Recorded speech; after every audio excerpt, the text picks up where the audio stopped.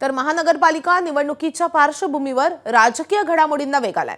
23 डिसेंबर पासूनच उमेदवारी अर्ज भरण्यास सुरुवात झाली आहे। अर्ज भरण्यास केवळ 3च दिवस शिल्लक आहेत, मात्र अजूनही ठाकरे बंधूंच्या जागा वाटपाचा तिढा सुटलेला नाहीये। दादर, माहीम, शिवडी, विक्रोळी, भांडूप, चांदिवली या मतदारसंघातील जागांवर तिढा अजूनही कायम असल्याचं सांगितलं जातंय।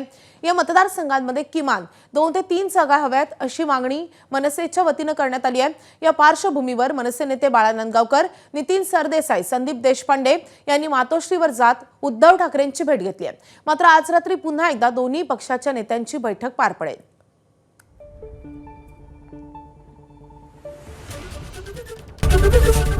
एबीपी माझा, उघडा डोळे बघा नीट।